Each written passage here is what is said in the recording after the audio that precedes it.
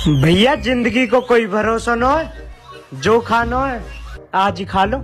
जो लभदा आराम दे नाल चुप करके खाई जाओ। दोस्तों, खान साहब ने एक बार कहा था कि ये दुनिया के किसी भी कोने में क्यों न चले जाएं, ये जलीलो ख्वार ही होंगे। वो जमाना तो शुरू से ही था, लेकिन बिस्ती प्रोग्राम का एक और हिस्सा ऑक्सफोर्ड यूनिवर्सिटी में पेश आ गया, जहां एहसन इकबाल ने खान साहब को तनकीद का निशाना बनाया, उन्हें फ्रॉडिया दहशतगर्द बुलाया। लेकिन उनकी बात खत्म होते ही एक तालिब इल्म ने ऐसी चित्रोल की जिसे तारीख याद रखेगी। हलवाई क्या? इतनी बिस्ती के बाद भी वो बेशर्मों की तरह हंसते रहे। एहसन इकबाल बिल्कुल खैरियत से हैं। शर्म से डूब मरने की खबरें बिल्कुल बेबुनियाद और झूठी हैं। सबसे बड़ी हैरत की बात तो ये है कि पूरी बिस्ती के दौरान एहसन इकबाल ढिठाई और बेशर्मी का मुजाहरा करते हुए हंसते रहे। We have the Pakistani Minister of Planning, Development and Reforms, Mr. Ehsan Iqbal. Now, I'm not at all surprised to see Mr. Ehsan Iqbal speaking on that side, attacking liberal democracy. After all, Mr. Iqbal's party launched the greatest attack on liberal democracy in Pakistani history.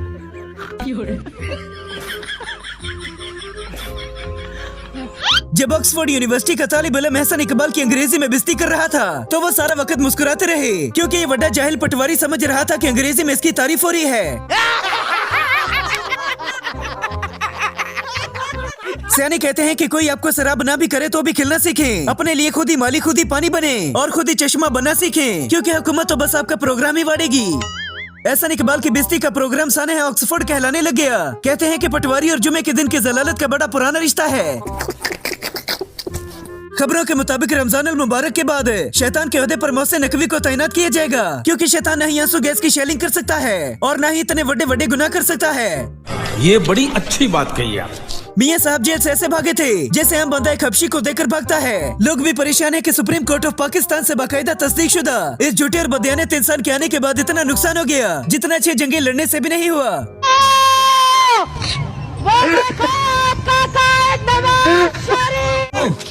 साले का खोपड़ी तोड़ साले का। दोस्तों, भिखारी भीख मांगने के लिए लोगों के सिर्फ घुटनों को ही हाथ लगाते हैं, लेकिन हमारे मुगल आजम उर्फ छोटे चेतन दूसरे मुल्कों से कर्जा लेने के लिए उनके पाँव में ही गिर जाते हैं। अखे भीख दोगे तो जावांगा।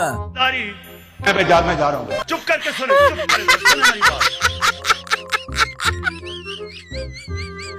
पाकिस्तान में जब भी कोई आला ओहदे पर फैज होता है तो वो इंसानियत के ओहदे से इस्तीफा दे देता है।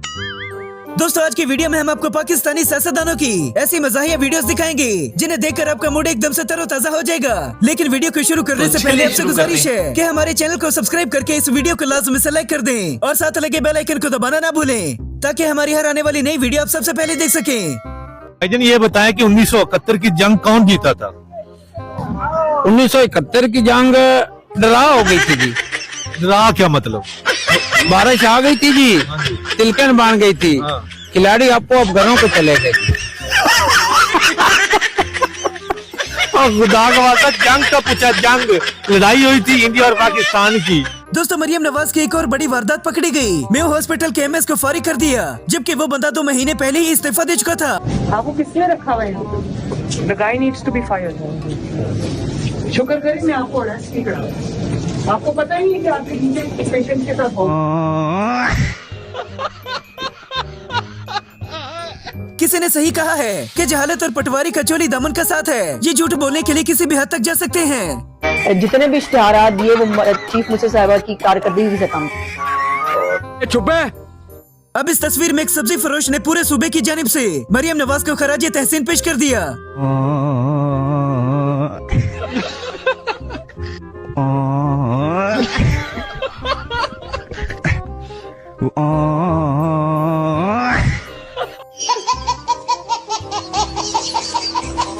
हमारी हुकूमत करने के बजाय फेमस लोगों को अपने पास बुलाती है ताकि 4 लोग इन्हें भी देख लें। और जिस तरह ये रजब भट्ट फैमिली है, तो ये जो दोनों और बाकी भी हमारे यूट्यूबर्स हैं, इनको मैंने अब टिसोरी फैमिली बना लिया है। तो ये जितने हमारे यूट्यूब हक दिया। अब तक तो मुझे लगा सिर्फ पाद रहा है, लेकिन ना भाई, हक दिया। नानी 420 ने पूरे पंजाब में अपने पोस्टर लगवा दिए, लेकिन फिर भी लाते ही पड़ती हैं। हेलो।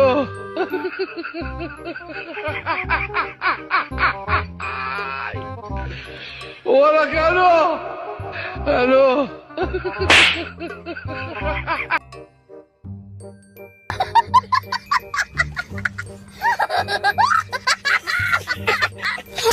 हमारी अवाम ये दुआ नहीं करती कि इनकी हुकूमत ही खत्म हो जाए, बल्कि ये दुआ करते हैं कि इनकी बेटियां भाग जाएं।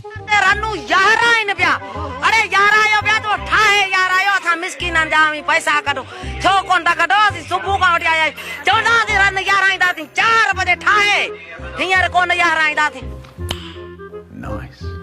पाकिस्तानी मौजूदा हुकूमत ने एसओ गैस की शेलिंग के लिए एक बंदा रखा है और एक बंदा बस झूठ बोलने के लिए रखा है।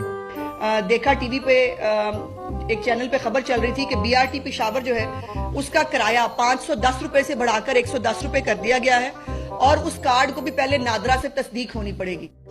अरे देवा, ये गड़बड़ है बाबा। पटवारी वड्डे मियां साहब की ऐसी बोंगियां चुस्से सुनने के बाद भी मुसलमान नहीं होते, फिर इनका अल्लाह ही हाफिज है। हम इंशाल्लाह वो जमाना वापस लाएंगे जब रोटी 4 रुपए किलो थी, चीनी 50 रुपए किलो थी,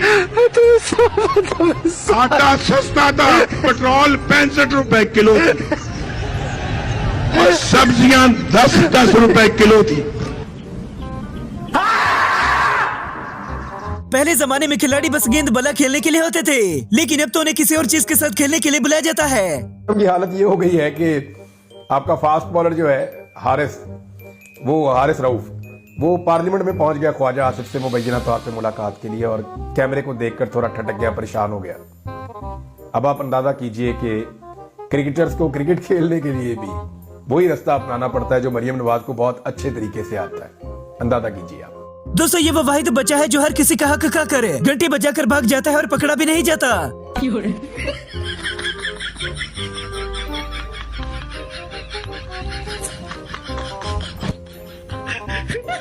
ये रही हुकूमत जिसमें पुलिस वाला ज्यादा पानी होने की वजह से मुल्जिम के कंधों पर चढ़कर अदालत पहुंच गया।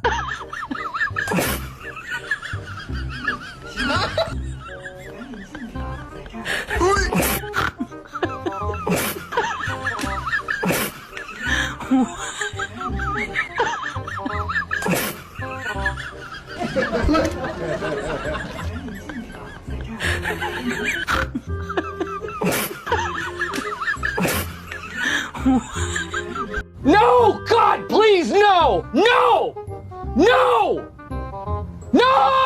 पाकिस्तानी अवाम गुर्बत की चक्की में पिसती हर किसी को नजर आती है सिवाय हुकूमत के, क्योंकि वो अपने भंग भोसड़े से ही बाहर नहीं आते। ये मुश्किल है, नामुमकिन नहीं है। खुदा की कसम मुश्किल जरूर है, नामुमकिन नहीं है। उसके लिए सिर्फ एक ही फॉर्मूला है कि हम दिन रात मेहनत करें, कर्जों से आहिस्ता आहिस्ता जान छुड़ाएं और अपनी दौलत पैदा करें और सरमायाकार पाकिस्तान के उसको लेके आए। दोस्तों, नो लीग और पीपल पार्टी ही बस ड्रामेबाजियां नहीं लगाती, बल्कि ये एजाज हमारी तहरीक को भी हासिल है। खान साहब को फैसला सुनाया गया तो खान साहब हंस पड़े जज के फैसले पे। खान साहब ने कहा फैसले करते हैं जो इंसान